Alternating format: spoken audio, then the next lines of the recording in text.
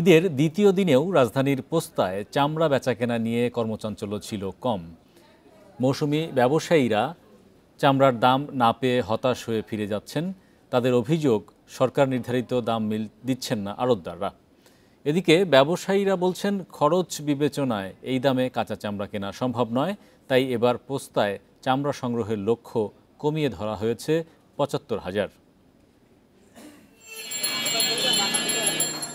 রাজধানীর লালবাগের পোস্তায় শাহবাগ থেকে চামড়া নিয়ে এসেছেন মৌসুমি ব্যবসায়ীরা। প্রত্যাশিত দাম না পেয়ে আড়তদারদের সাথে বাকবিতণ্ডায় জড়ান তারা।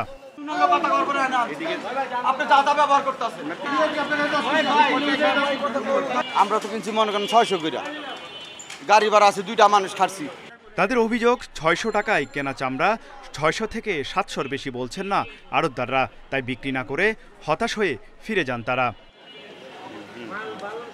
পোস্তায় ছোট ও মাঝারি চামড়া বিক্রি হয় ৪০০ থেকে ৫০০ টাকায়, বড় চামড়া বিক্রি হয় ৮৫০ টাকা পর্যন্ত। অনেকে দাম না পেয়ে মাটিতে পুঁতে ফেলার কথাও বলেন। কিনাই ৮০০, তার থেকে যদি ৮০০ বেশি ৩০০ টাকা লোকসান হয়ে যাব, এই আর কি। আর 300 টাকা ৮০০ টাকা তো বেচুমি না, মাটির তলে দেওয়া দিব, তারপরেও ৮০০ টাকা বেচুমি। আমরা সকল দিন ৯০০ কিনছি, ১০০০ কিনছি, আবার ৮০০ কিনতেছি। আমি একটু ভদ্রলোক বলছি ৮০০ বেচবো না, মাটিতে ভালাই দিব। পোস্তার আড়তে এবছর কাঁচা চামড়া সংগ্রহের লক্ষ্য ধরা হয়েছিল ৮৫,০০০। সংগ্রহ কম হওয়ায় সেই লক্ষ্যমাত্রা ৭৫,০০০-এ নামিয়ে আনা হয়েছে। কাঁচা চামড়া ব্যবসায়ী সমিতি বলছে, এবার কোরবানি কম হওয়ায় এই অবস্থার তৈরি হয়েছে। 20% গরু কম স্লোটিং হয়েছে, চামড়াও কম আমদানি 20% হবে। এই পর্যন্তই, লক্ষ্যমাত্রা পূরণ হওয়ার সুযোগ সুবিধা নাই। তা আমাদের মার্কেটে ৭৫,০০০ পর্যন্ত হয়েছে। আজকেও কিছু পারচেজ সেল হবে। ছাগলের চামড়া কেনায় ব্যবসায়ীদের কোনো আগ্রহ নেই। এদিকে দ্বিতীয় দিনে চামড়া কম আসায় পোস্তায় কমেছে কর্মচাঞ্চল্য। তৌহিদ রানা, ইন্ডিপেন্ডেন্ট নিউজ, ঢাকা। এদিকে বিভিন্ন ট্যানারিতে ঈদের দ্বিতীয় দিনেও চলছে কাঁচা চামড়ার সংগ্রহ। এসব কাঁচা চামড়া লবণ দিয়ে রাখা হচ্ছে, তাই ব্যস্ত সময় পার করছেন শত শত শ্রমিক। এদিকে এবছরও চামড়ার ন্যায্য দাম না পাওয়ার অভিযোগ মৌসুমি ব্যবসায়ীদের। ঈদের দিন দুপুরের পর থেকেই সাভার চামড়া শিল্প নগরীর বিভিন্ন ট্যানারিতে কাঁচা চামড়া নেওয়া হয় ঢাকা ও আশপাশের এলাকা থেকে। সব কাঁচা চামড়া লবণ দিয়ে রাখেন শ্রমিকরা। আবার কোনো কোনো ট্যানারি চামড়া ড্রামে দিয়ে প্রক্রিয়াজাতকরণ করে। চামড়াগুলো আমরা কাটাচিরা করছি, লবণ দিছি, পরবর্তীতে হোয়াইট বোর্ডের জন্য প্রসেসিং হবে, এরপরে আপনি ফিনিশিং যাবে। লবণ লাগার পরে ডামে ঢুকেছি, ডামে ঢুকানোর পরে ওভার লাইনে আছে, তারপর হোয়াইট ব্লু হবে। ট্যানারি মালিকরা জানান, কয়েকদিন পর থেকে কাঁচা চামড়া না কিনে দেশের বিভিন্ন আড়ত থেকে লবণ দেয়া চামড়া কিনবেন। যে আমরা গত বছর কি পরিমাণ পেয়েছি আর এই বছর কি পরিমাণ পেয়েছি, সেটার একটা পার্থক্য আমি আপনাকে বলতে পারি। যে গত বছর যদি আমরা ১০০টা কালেকশন করি, তো এই বছর আমরা কালেকশন করতে পেরেছি ৭০ থেকে ৭৫টা। কোরবানির পশুর কাঁচা চামড়া সংগ্রহ চলছে নাটোরের আড়তেও। ব্যস্ত শত শত শ্রমিক। প্রতি বছর দেশের মোট চাহিদার প্রায় ৩৫% চামড়া সরবরাহ হয় নাটোরের আড়ত থেকে। এবছরের লক্ষ্য পূরণের আশা তাদের। সারা বছরে আমাদের ইনকাম হয় খুব কম, আর রোজার মায়ের কুরবানির ঈদের সময় একটা মাস আমাদের বিপুল কামাই। এদিকে সরকারিভাবে দাম বাড়ানো হলেও লক্ষ্মীপুর, চুয়াডাঙ্গা, হিলিতে কাঁচা চামড়ার দাম না পাওয়ার অভিযোগ মৌসুমি ব্যবসায়ীদের। আমরা যাদের কাছে পেয়েছি, হেরে তো আমাদের থেকে কিনতেছে না। এখন হেরে কিনলে না আমরা পাবলিকের রেটটা দিতে পারি। সরকার ওই নির্ধারিত দাম দিছে, ওই নির্ধারিত দামগুলো আমরা পাইতে আসি না। আমরা পাইতে আসি ৪০০ থেকে ৫০০ টাকা রেট পাইতে আসি। ট্যানারি কর্তৃপক্ষ জানিয়েছে, ঈদের প্রথম 2 দিনে অন্য বছরের তুলনায় ২০ থেকে ২৫% কম চামড়া সংগ্রহ হয়েছে। সোহেলি জাহান, ইন্ডিপেন্ডেন্ট নিউজ। ঈদের দ্বিতীয় দিনের চামড়া সংগ্রহের খবরাখবর বিস্তারিত জানাতে বার্তা কক্ষ থেকে আমাদের সঙ্গে যুক্ত হচ্ছেন সহকর্মী তৌহিদ রানা। রানা, আপনি সকাল থেকেই খবর সংগ্রহ করছিলেন রাজধানীর পোস্তায়, দেশের সবচেয়ে বড় কাঁচা চামড়ার আড়ত। সেখানে এবার ইতিবাচক কোনো পরিবর্তন দেখেছেন ন্যায্য মূল্যে চামড়া কেনার বিষয়ে, বা গতবারের তুলনায় দাম বেড়েছে কিনা? ইতিবাচক পরিবর্তন বলতে আমরা সেই রকম আসলে কোনো কিছু লক্ষ্য করিনি, কারণ আমরা গত কয়েক বছর ধরে কিন্তু যে সংকটটির কথা আমরা বারবার বলে এসেছি যে চামড়া বিশেষ করে মৌসুমি ব্যবসায়ী যারা আছে তারা হচ্ছে প্রতি বছরই কিন্তু তারা একটা অভিযোগ করেন, তারা যে দামে চামড়া কিনেন সেটি কিন্তু প্রত্যাশিত সেই দামটি কিন্তু আসলে তারা পান না, এমন একটি অভিযোগ কিন্তু প্রতি বছরই ছিল। সেই ধারাবাহিকতায় যদি বলি আমরা একই অবস্থা কিন্তু এবারও কিন্তু লক্ষ্য করছি, ফলে ইতিবাচক কোনো পরিবর্তন আমরা দেখিনি। এবারও চামড়া কিন্তু যে সকল মৌসুমি ব্যবসায়ীরা আছেন এবং মাদ্রাসার কেন্দ্রিক যে চামড়া সংগ্রহ করা হয় সেই সকল মৌসুমি ব্যবসায়ীরা কিন্তু পোস্তা যেহেতু ঢাকার এবং ঢাকার আশপাশ থেকে যে সকল চামড়া সংগ্রহ করা হয় সেগুলি এনে কিন্তু এই পোস্তার আড়তগুলোতে বিক্রি করা হয়, ফলে এখানে যারা আসেন তারা আসলে বেশি দামের প্রত্যাশা নিয়েই কিন্তু আসেন, কিন্তু শেষ পর্যায়ে আমরা দেখি কিন্তু সেটি তাদের সেই লক্ষ্যমাত্রা আসলে প্রত্যাশার যে লক্ষ্য ছিল সেটি কিন্তু তারা পূরণ করতে পারেন না, ফলে তাদের মধ্যে একটি হতাশা এবং অভিযোগ কিন্তু থাকে। এবং পাশাপাশি যে মধ্যস্বত্বভোগীর যে একটি দৌরাত্ম্য, সেই মধ্যস্বত্বভোগীর দৌরাত্ম্যের কিন্তু তারা যে কথাগুলি বলেন সেটি কিন্তু বরাবরের মতো হয়ে আসে এবং এবারও কিন্তু তার ব্যতিক্রম হয়নি। আমরা দেখেছি ছোট এবং মাঝারি যে চামড়াগুলি আছে সেগুলি 400 থেকে 500 এবং বড় আকারের যে চামড়া যেই চামড়াগুলো কিন্তু 800 850 টাকা পর্যন্ত এবার বিক্রি হতে দেখেছি, যদিও গতবার এর চেয়ে আরও কম দামেও এই চামড়াগুলো বিক্রি হয়েছে, এবার কিছুটা দাম বেড়েছে। তারপরেও চামড়ার যে প্রত্যাশিত যে একটি দামের যে একটা প্রত্যাশা থাকে মৌসুমি ব্যবসায়ীদের সেটি কিন্তু তারা পাননি বলে এমনটি অভিযোগ আমাদেরকে করেছেন। এখানে সরকার যে সর্বনিম্ন চামড়ার দর বেঁধে দিল, ঢাকার ভিতরে লবণযুক্ত চামড়া হবে 1350 এবং ঢাকার বাইরে 1150, সেইটার প্রতিফলন আপনি বাজারে দেখেছেন না? সেটি আসলে গত কয়েক বছর ধরেই কিন্তু চামড়ার যেই কাঁচা চামড়ার দাম নির্ধারণ করা হয় সেটি কিন্তু এবারও কিন্তু সেই প্রতিফলন কিন্তু আমরা লক্ষ্য করিনি। আমরা যেমনটা দেখেছি, যদি বলি একটি গরু, আমরা আজকের একটি কেস স্টাডি যদি বলি, একজন প্রায় 4 লাখ টাকা দামের যে গরু, সেই বিশাল আকারের সেই গরুর চামড়াটি কিন্তু নিয়ে এসেছেন, তার প্রত্যাশা ছিল এই চামড়াটি কিন্তু 1200 থেকে 1300 টাকা বিক্রি করবেন, কিন্তু সেটি শেষ পর্যন্ত তিনি 800 টাকা আর বেশি কিন্তু বিক্রি করতে পারেননি, ফলে তিনি হতাশ হয়ে কিন্তু শেষ পর্যন্ত ফেরত চলে গেছেন এবং শেষ পর্যন্ত তিনি মাটিতে পুঁতে রাখারও একটি ঘোষণা কিন্তু দিয়েছেন, ফলে তার মধ্যে একটি ক্ষোভ এবং হতাশা কিন্তু কাজ করেছে। অর্থাৎ সরকার যে নির্ধারিত যে দামগুলো দিয়ে থাকেন সেটি আসলে বাজারে বাস্তবিক অর্থে কার্যকর হয় না, সেক্ষেত্রে তদারকির যে বিষয়গুলো আছে সেটিও কিন্তু আমরা ওইভাবে কিন্তু আমরা লক্ষ্য করে নিচ্ছি। আমরা কাঁচা চামড়া ব্যবসায়ী সমিতির পক্ষ থেকে যেমনটা বলা হচ্ছে যে দাম নির্ধারণের ক্ষেত্রে যেটি সরকার সিদ্ধান্ত নেয়, সেক্ষেত্রে এই দাম নির্ধারণের ক্ষেত্রে তাদেরকে প্রধান স্টেক হোল্ডার হিসেবে ধরে নিয়ে তাদেরকে যদি এই দায়িত্বটি দেওয়া হয় সেক্ষেত্রে তাহলে হয়তো চামড়ার যে ন্যায্য মূল্য পাওয়ার ক্ষেত্রে যে অভিযোগ এবং ব্লেম গেম হয়ে থাকে সেটি হয়তো থাকবে না, এমনটি আসলে কাঁচা চামড়া ব্যবসায়ী সমিতি বলছে। যদিও এটি কি বলেছে দাম নির্ধারণ প্রক্রিয়ায় কি তারা তাদের মতামত দেয়নি সরকারকে? বাণিজ্য মন্ত্রণালয় তো ব্যবসায়ীদের সাথে বৈঠক করার পরই এই ধরনের সিদ্ধান্ত জানায়, আমরা যতদূর জানি। সিদ্ধান্তটি আসলে সরকার নির্ধারণ করে, তাদের সঙ্গে আলোচনা করলেও তাদের যে অভিযোগ তারা বলছেন এই দাম নির্ধারণের ক্ষেত্রে সরকারের যে টেকনিক্যাল যে আদার্স যে বিষয়গুলি থাকে সেটি আসলে সরকারের যে অন্যান্য যে অংশগুলো তাদের চেয়ে যারা মাঠে বেশি কাজ করে, এবং যেহেতু এই চামড়া ব্যবসাটা আসলে অনেকটা টেকনিক্যাল দিক থাকে, এখানে গুটি কয়েক ব্যবসায়ী কিন্তু এই বাংলাদেশে কাঁচা চামড়া সংরক্ষণ এবং প্রক্রিয়াজাত এবং বিক্রির বিষয় এবং পাশাপাশি রপ্তানির যে জায়গাটি, এটি আসলে খুব স্বল্প সংখ্যক মানুষই করে থাকে এবং কিছু নির্ধারিত লোকই প্রতি বছর আমরা দেখি। তো সেক্ষেত্রে তারা বলছে তারা যে মাঠ পর্যায়ে যে সেই অভিজ্ঞতার আলোকে যদি তাদেরকে প্রধান স্টেক হোল্ডার হিসেবে ধরে তাদেরকে যদি এই দায়িত্বটি দেওয়া হয় সেক্ষেত্রে হয়তো ন্যায্য মূল্যটি তারা আসলে ঠিক করতে পারবেন। সরকার যেটি ঠিক করে সেটিকে তারা আসলে ন্যায্য মূল্য বলতে নারাজ। 30,000 টন লবণ কিন্তু বিতরণ করা হয়েছে মাদ্রাসা এতিমখানাগুলোতে এবং বড় অংশের কিন্তু চামড়া তারা সংগ্রহ করে থাকে সারা দেশে, সেটার কোনো প্রভাব বাজারে দেখেছেন? হ্যাঁ, সেটি আসলে সরকারের তরফ থেকে বলা হয়। এইটি আসলে আমরা দেখি অন্যান্য সময়গুলোতে চামড়া কিন্তু ঢাকা এবং ঢাকার আশপাশের জেলাগুলো থেকেও অনেকেই বুঝে এবং না বুঝে নিয়ে আসেন, পরে পোস্তায় এসে যখন চামড়া অতিরিক্ত হয়ে যায়, তাদের লক্ষ্যমাত্রার চেয়ে বেশি হয়ে গেলে তারা আসলে চামড়া কেনা বন্ধ করে দেন এবং টেনারি মালিকদেরও একই অবস্থা হয়। সেক্ষেত্রে সরকারের তরফ থেকে সিদ্ধান্ত নেওয়া হয়েছে যে ঈদের দিন থেকে 10 দিন পর্যন্ত ঢাকার আশপাশের জেলা এবং ঢাকার ভেতরে যে চামড়াগুলি আছে শুধুমাত্র সেগুলি সংগ্রহ করা হবে, ঢাকার বাইরের চামড়াগুলি 10 দিন পর্যন্ত রাজধানীতে ঢুকতে পারবে না, এমন একটি নির্দেশনা কিন্তু আছে। সেক্ষেত্রে আপনি যেমনটা বলছিলেন যে চামড়া যারা মৌসুমি ব্যবসায়ী এবং মাদ্রাসা কেন্দ্রিক যারা চামড়া সংগ্রহ করেন তাদেরকে লবণ সরকার তরফ থেকে আসলে সরবরাহ করা হয়। ফলে তারা এই চামড়া সংরক্ষণ করে চামড়া যাতে নষ্ট না হয় এবং সংরক্ষণ করার পরে যেই সরকার নির্ধারিত মূল্য আছে সেই মূল্যতে আসলে 1 সপ্তাহ বা 10 দিন পরে রাজধানীতে এনে তারা কিন্তু বিক্রি করতে পারেন।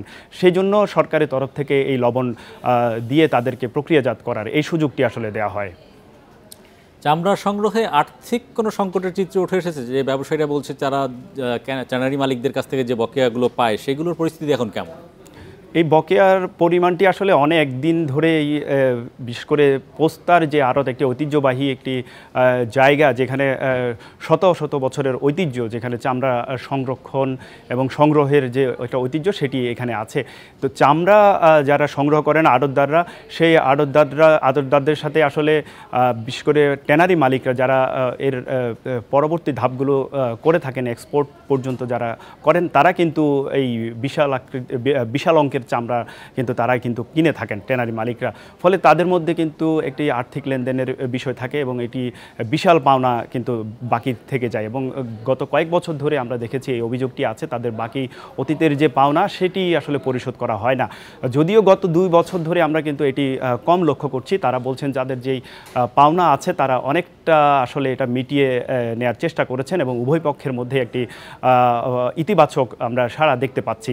ফলে তাদের যে বিশেষ করে পোস্তার যে আড়তদাররা আছেন তারা কিন্তু এবার কিন্তু সেই বিশেষ করে টাকা পাওয়ার যে অভিযোগ সেটি কিন্তু এবার করছেন না। ফলে এতে বোঝা যায় যে ট্যানারি মালিক এবং পোস্তার আড়তদারদের মধ্যে যে একটি বাকি টাকা নিয়ে যে একটি সংকট ছিল সেটি কিন্তু অনেকটা মিটে যাচ্ছে বলে আমরা ধারণা করতে পেরেছি।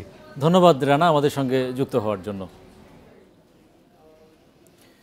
বেশ কয়েক বছর কোরবানির পশুর চামড়া সরকার নির্ধারিত দামের চেয়ে অনেক কমে বিক্রি হচ্ছে। তাই বাজারে বাড়তি চাহিদা তৈরি করতে এবার কাঁচা ও ওয়েট ব্লু চামড়া রপ্তানির সুযোগ দিয়েছে সরকার। যদিও ট্যানারি মালিকরা বলছেন এ সিদ্ধান্তে তাদের বড় বিনিয়োগ ঝুঁকিতে পড়বে। কমতে পারে রপ্তানি আয়, লোকসান হবে শিল্প সংশ্লিষ্ট শ্রমিক ব্যবসায়ীদের। গত 10 বছর ধরে কোরবানির পশুর চামড়ার দাম যেমন কম, সময়মতো সংরক্ষণেও ছিল উদাসীনতা। বড় অঙ্কের কাঁচা চামড়া দেশের বিভিন্ন এলাকায় নষ্ট হতেও দেখা গেছে। এতে বেড়েছে পরিবেশ দূষণের ঝুঁকি, বছর শেষে কমেছে রপ্তানি আয়। কোরবানির পর পাড়া মহল্লা থেকে মৌসুমি ব্যবসায়ীরা চামড়া কিনে বিক্রি করেন দেশের বিভিন্ন আড়তে। এবার রাজধানীতে লবণজাত গরুর চামড়ার সর্বনিম্ন দাম ধরা হয়েছে 1350 টাকা, ঢাকার বাইরে 1150 টাকা।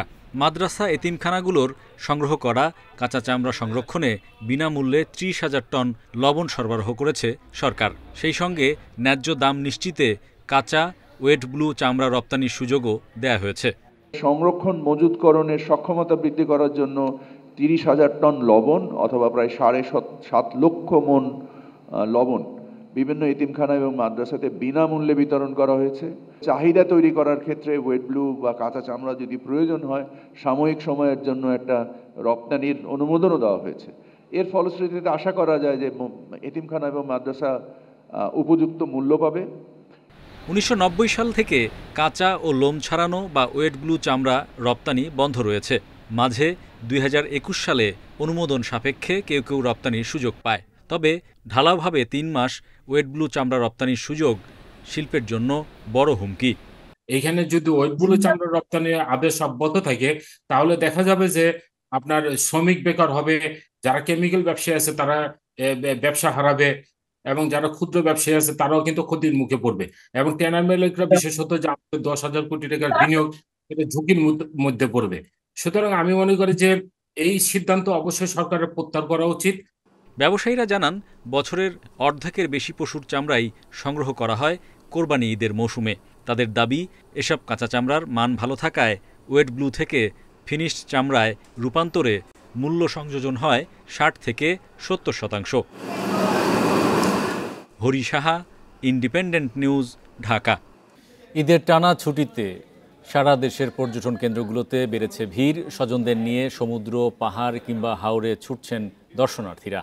এছাড়া বিভিন্ন জেলার শিশু পার্ক সহ দর্শনীয় স্থানগুলোতেও থেমে নেই আনাগোনা। পর্যটকদের নিরাপত্তায় সতর্ক রয়েছে ট্যুরিস্ট পুলিশ ও আইন শৃঙ্খলা বাহিনীর সদস্যরা। ঈদের টানা ছুটিতে দেশের পর্যটন কেন্দ্রগুলো দর্শনার্থীদের পদচারণায় মুখরিত হয়ে উঠেছে। কক্সবাজার সৈকতে সকাল থেকে বেড়েছে পর্যটকের সংখ্যা। সৈকতে ঘোরাঘুরি শেষে ছুটছেন মেরিন ড্রাইভ, হিমছড়ি, ইনানি সহ বিভিন্ন স্পটে। হোটেল, মোটেল, গেস্ট হাউস ও রিসোর্টগুলো বেশ পরিপূর্ণ। কক্সবাজার এসে তো বরাবরই ভালো লাগে, এসে ভালো লাগে এই মতো জায়গা। বেবির ডিমান্ড ছিল আসবো, তো ছুটি আসলে লং একটা ছুটি হলো। কুয়াকাটা সমুদ্র সৈকতেও বিভিন্ন এলাকা থেকে এসেছেন ভ্রমণ পিপাসুরা। খাগড়াছড়ির আলুটিলা, ঝুলন্ত সেতু, রিছাং ঝর্ণা, মায়াবিনী লেক সহ বিভিন্ন স্পটে ঘুরে বেড়াচ্ছেন পর্যটকরা। পাহাড়ে ছুটি কাটাতে বান্দরবানে স্বজন বন্ধুদের নিয়ে এসেছেন অনেকেই। এখানে তো অনেক সুন্দর দেখার মতো জায়গা আছে, পরিবেশটা অনেক সুন্দর। হ্যাঁ, আমরা আলুটিলা ঘুরে গেছিলাম, তারপরে আশেপাশে আরো ঘোরাঘুরি করলাম। ঈদ উপলক্ষে আমাদের এখানে পর্যটক সংখ্যা বেশি আসতেছে। তারপরে আবার এই যে টানা 10 দিন ছুটিতে পর্যটকের সংখ্যা আরো বেশি হবে। হবিগঞ্জে হাওরের সৌন্দর্য টেনে এনেছে নানা বয়সীদের। পর্যটন এলাকাগুলোতে নিরাপত্তা নিশ্চিতে ট্যুরিস্ট পুলিশ ও আইন শৃঙ্খলা বাহিনীর সদস্যরা রয়েছেন সতর্ক। লম্বা ছুটি ঈদের খুব জমজমাটভাবে ঈদ উদযাপন করতেছে। ঘুরতে আসলাম, খুবই ভালো লাগতেছে, বন্ধুদের সাথে খাওয়া দাওয়া করলাম, এনজয় করতেছি। লক্ষ্মীপুর সহ দেশের অন্যান্য জেলাতেও শিশু পার্ক ও অন্যান্য দর্শনীয় স্থানে বাড়ছে ভিড়। Zulekha Parvin, Independent News. এদিকে চাঁপাইনবাবগঞ্জে টানা ছুটির কারণে আম বিক্রি নিয়ে বিপাকে পড়েছেন বাগানি ও ব্যবসায়ীরা। ফলন ভালো হলেও ঢাকা, চট্টগ্রাম সহ বিভিন্ন এলাকায় পাঠানো যাচ্ছে না আম, বন্ধ রয়েছে কুরিয়ার সার্ভিসও। তাই স্থানীয় বাজারেও পড়ে গেছে দাম। ছুটির কয়েকদিন গাছ থেকে আম না পাঠানোর পরামর্শ কৃষি বিভাগের। চাঁপাইনবাবগঞ্জের আম অন্য এলাকার তুলনায় কিছুটা দেরিতে পাকে। সাধারণত মে মাসের শেষ সপ্তাহে গোপালভোগ জাতের আম দিয়ে শুরু হয় কেনাবেচা। এরপর জুনের প্রথম সপ্তাহে খিরসাপাত, দ্বিতীয় সপ্তাহে ল্যাংড়া আম আসে বাজারে। এবার ভরা মৌসুমে ঈদের দীর্ঘ ছুটি হওয়ায় দুশ্চিন্তায় আম বাগানি ও ব্যবসায়ীরা। টানা ছুটির কারণে ঢাকা, চট্টগ্রাম সহ বিভিন্ন এলাকায় আম পাঠানো বন্ধ হয়ে গেছে। এতে স্থানীয় বাজারেও কমছে দাম। ঈদের লম্বা ছুটি হলে আম ভাঙা বন্ধ থাকবে না, আপনার আম পাড়তে থাকবে। আপনার 10 টাকা কেজি হোক আর 50 টাকা কেজি হোক, ওই গাছে আমকে রাখতে পারবে মানুষ নাই। বিভিন্ন জায়গায় জেলার মানুষ চলে গেছে। আর ঢাকাতেই মেন সমস্যা, ঢাকাতেই বেশি আম যায়। আমাদের আম না যাওয়ার কারণে সমস্যা বেশি। আম আপনার যে 3000 টাকা মন বেচি বা 4000 টাকা মন বেচি, সেখানে 1800, 1500, 1600 টাকা মন, তাও নিতে চাই না। কৃষি বিভাগ বলছে আম পরিপক্ক হলে বেশি দিন গাছেও রাখা যায় না, আবার সংরক্ষণও করা যায় না। এ কারণে ঈদের ছুটিতে কিছুটা বিপাকে পড়তে হচ্ছে চাষিদের। এজন্য ছুটির সময়টায় গাছ থেকে আম না পাড়ার পরামর্শ তাদের। ঈদের 3-4 দিন আমরা মনে করছি যে এই 3-4টা দিন হয়তো তাদের আমের চাহিদা কম থাকবে, এবং এই সময়টাকে আমরা যাতে মিনিমাইজ করি, তারা যাতে আম সংগ্রহ করে, যাতে ওই সময় তারা বিপণন করতে না হয়, সেটা মাথায় রেখে যাতে কৃষকরা হারভেস্ট করে, সেজন্য আমরা পরামর্শ দিচ্ছি। এবার চাঁপাইনবাবগঞ্জে 37,504 হেক্টর জমির আমবাগানে উৎপাদন লক্ষ্যমাত্রা 4.5 লক্ষ মেট্রিক টন। আবহাওয়া অনুকূলে থাকায় লক্ষ্যমাত্রা ছাড়িয়ে যাওয়ার আশা কৃষি বিভাগের। Independent news. ঈদের লম্বা ছুটিতে পর্যটন কেন্দ্রগুলোতে ভিড় বেড়েছে বিনোদন প্রেমীদের। এ বিষয়ে বিস্তারিত জানাতে কক্সবাজার থেকে আমাদের সঙ্গে যুক্ত হচ্ছেন সহকর্মী তৌফিকুল ইসলাম। তৌফিক, কক্সবাজারে হোটেল মোটেলগুলোতে বিনোদন প্রেমীদের উপস্থিতি কেমন, কি কি আয়োজন রয়েছে?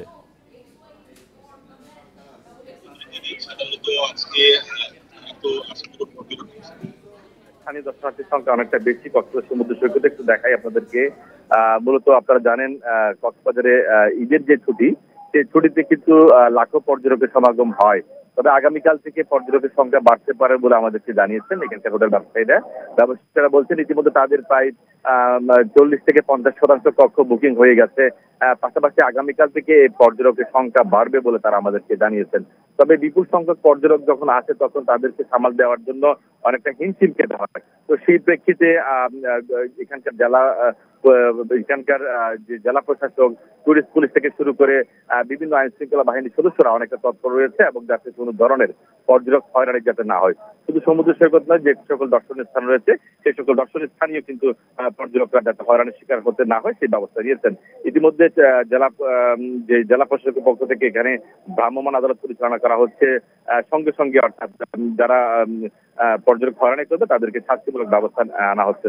পাশাপাশি একটা বিষয় বলে রাখি, এখানকার পর্যটক যারা আসছেন তাদের সাথে আমার কথা হয়েছে, তারা আমাদেরকে জানিয়েছেন অনেকটা সমুদ্র সৈকত নোংরা পরিবেশ বিরাজ করছে এখানে যত্রতত্রভাবে। ধন্যবাদ তৌফিকুল ইসলাম। এই ছিল আজকের অর্থনীতি সারাদিনে। আমন্ত্রণ আমাদের পরের আয়োজন।